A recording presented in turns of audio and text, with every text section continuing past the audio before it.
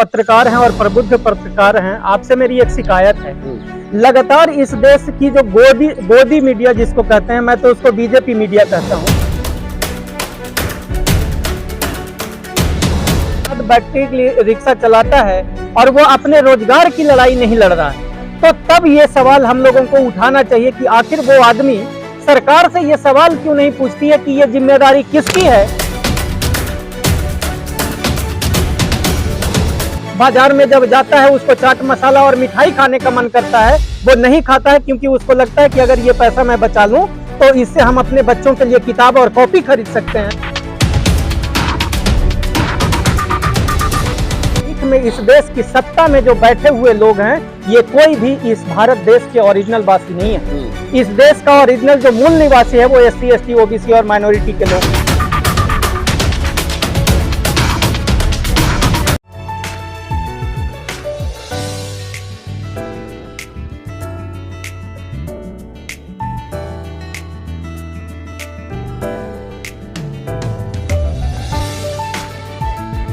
दिल्ली में मुसलमानों के साथ नमाज पढ़ते वक्त पुलिस वालों की जो बर्बरता सामने आई है, इसके जो पूरा मामला गरमाया। हालांकि पुलिस वाले को सस्पेंड कर दिया गया, लेकिन ये मानसिकता बन कैसे रही है?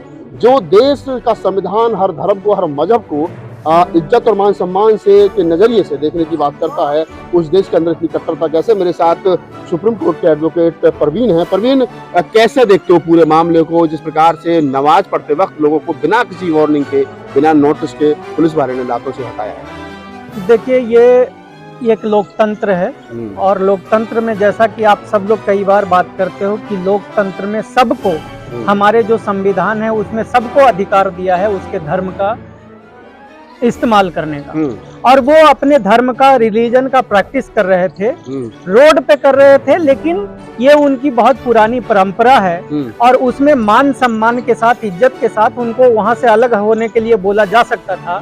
लेकिन जिस प्रकार से पुलिस वाले ने अपने पैर का इस्तेमाल किया पूजा नमाज करते हुए, तो ये इसको मैं गैर संवैधानिक ही नहीं, मानवता के खिलाफ मानता हूँ। आप देखिए कि जिस प्रकार से आप देखेंगे कि अगर इसी देश के अंदर लोग कावड़ लेकर के जाते तो पुलिस फूल बरसाती है।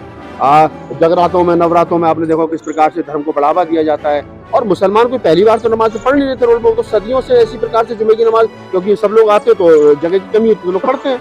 देखिए, आप एक बड़े पत्रकार हैं और प्रबुद्ध पत्रकार हैं, आपसे मेरी एक शिकायत है।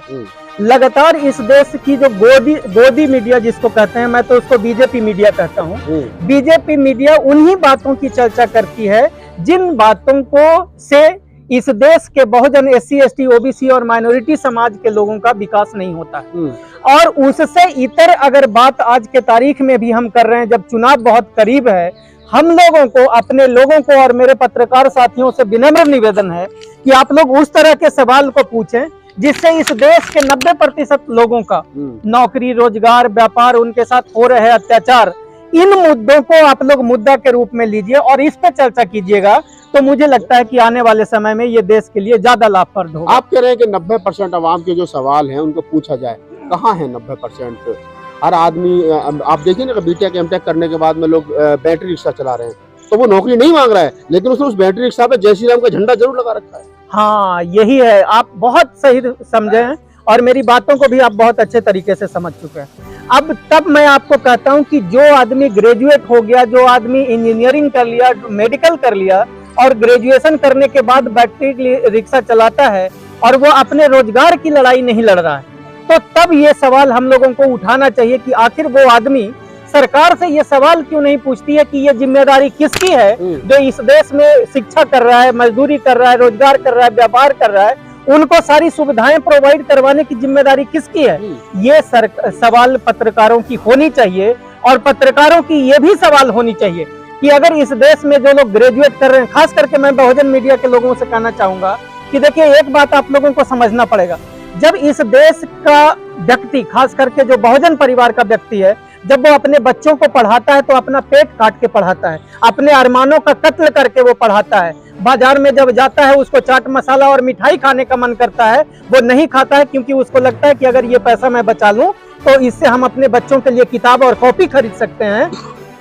और इसके बाद जब कोई बच्चा पढ़ के ग्रेजुएट होता है और ग्रेजुएट होने के बाद वो इस काबिल होता है कि कोई सरकारी नौकरी को वो कर सके, तब इस देश की सरकार इन बहुजनों की नौकरी छीन करके और चंद सवर्णों को, जो इस देश में मात्र 10% की आबादी है, इनकी नौकरी छीन के जब उनको दे देता है, तब मैं कहता हूं कि हम लोगों को शोक मनाना चाहिए। ये राष्ट्रीय शोक का समय है।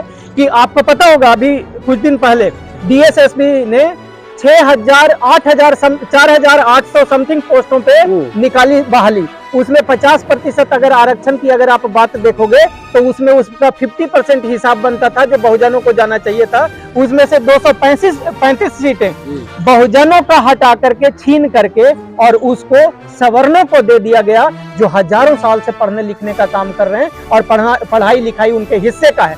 तो तब मैं कहता हूँ ये आपका सवाल सही है और लोगों को इस बात पे जागरूक कीजिए कि जब आपका हक और अधिकार मारा जाए तो आप लोगों को मातम मनाना चाहिए, रोड जाम करना चाहिए और सारे, जैसे आज मुसलमान रोड पे बैठ के नमाज पढ़ते हैं, इस देश के सारे इंसानों को रोड पे बैठ करके और सरकार का नमाज पढ़वाना चाहिए कि तुम जब तक हमको नौकरी नहीं दोगे हम यहाँ से नहीं उठेंगे। लोग मैं वही कह रहा हूँ प्रवीण जी कि जिस प्रकार से लोग M.Tech B.Tech करने के बाद में सरकार से सवाल नहीं कर रहे, सरकार से रोजगार नहीं मांग रहे, नौकरी नहीं मांग रहे, वो क्या कर रहे हैं, वो धर्म का नशा उनके सर पर इतना चढ़ा हुआ, उन्हें नौकरी मिले ना मिले मंदिर बन गया। बहुत अच्छा कहा। तब मैं कहता हूँ कि इस देश की जो 90% मीडिया है, सुबह से शाम तक आप देखोगे तो वो हिंदू मुसलमान करता रहता है, आप वो हिंदुस्तान पाकिस्तान करता रहता है। तो तब आप जैसे जिम्मेदार पत्रकारों की ये जिम्मेदारी बनती है कि आप लोग इस मुद्दे और सवाल को उठाओ और उनसे जाकर के पूछो कि तुम ये जो झंडा लगाए हो इससे क्या नौकरी मिल जाएगा, इससे क्या रोजगार मिल जाएगा। अगर तुमको किसी धर्म में आस्था है तो वो आप अपने घर में जाकर नमाज अदा कर लो, आप अपने घर में जाकर के पूजा कर लो। ये झंडा लगाने का क्या मतलब है? ये सवाल आपको पूछना चाहिए उन लोगों से और उन लोगों को जगाना चाहिए कि तुमको अपने नौकरी और रोजगार का सवाल पैदा करना चाहिए इस देश में और सरकारों से वो सवाल पूछनी चाहिए। क्या है समाधान, क्या है? जिस प्रकार से सरकार जो है बिल्कुल एक तरीके से कॉर्पोरेट घरानों के सामने सरेंडर कर चुकी है और जो मतलब जो मौलिक अधिकार हैं लोगों के, उनको कहीं ना कहीं कुचल रही, तो ऐसे में क्या करना चाहिए? सरकार को हटाना चाहिए, लोगों को जागरूक करना चाहिए? देखिए ये बात बहुत ही गंभीर है। मैं तो इसको थोड़ा सा आगे बढ़ के कहूंगा, जिस प्रकार से इस देश में कहा जा रहा है कि वो मस्जिद है और मस्जिद के पहले मंदिर हुआ करता था, उसके पीछे भी आप जाओगे तो उसके पीछे वो बौद्ध मंदिर हुआ करता था। इसका मतलब आज के तारीख में इस देश की सत्ता में जो बैठे हुए लोग हैं, ये कोई भी इस भारत देश के ओरिजिनल वासी नहीं है। इस देश का ओरिजिनल जो मूल निवासी है वो SC ST OBC और माइनॉरिटी के लोग हैं। बाकी ये लोग यूरेशियन लोग हैं। और ये राखीगढ़ी आप लोगों ने सुना होगा, राखीगढ़ी के DNA रिपोर्ट से ये बात साबित भी हो चुकी है कि जो इस देश का जो खास करके ब्राह्मणवादी विचारधारा के जो लोग हैं, ये वो लोग हैं जो विदेशी हैं और उनका DNA जो है वो इस देश के मूल निवासियों से मैच नहीं करता है। तो तब मैं कहता हूं कि वो अपने तरीके से सही कर रहे हैं कि वो इस देश में जो रहने वाले लोग हैं उनका हक, अधिकार और संपत्ति को मार करके, खा करके वो अपने लोगों को दे रहे हैं। और आप देख रहे हो कि हजारों और लाखों करोड़ रुपया इस देश का लेकर के लोग चंपत हो जा रहे हैं और उसकी चर्चा तक मीडिया में नहीं हो रही है, क्योंकि ये लुटेरे जो बाहर से विदेश से जो आए हैं वो आज भी इस देश में लूटने का काम कर रहे हैं। और इस देश के मूल निवासी को ये बात समझना पड़ेगा और इस विषय के बारे में कि ये सारे ब्राह्मणवादी लोग विदेशी लोग हैं और इन लोगों को इस देश से भगाना है। ये आवाज हम लोगों को, जिस प्रकार हम लोगों ने अंग्रेजों को भगाया, वैसे ही इस देश के सत्ता में बैठे हुए आज जो ब्राह्मणवादी हैं, जो मनुवादी हैं, इनको भगाने के लिए हमारे लोगों को जागृत होना पड़ेगा।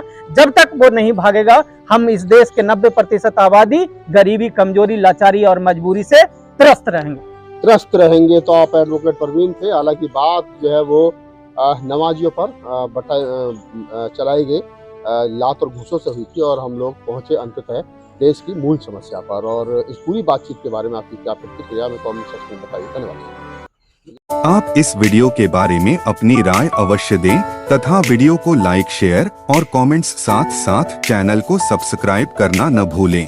धन्यवाद।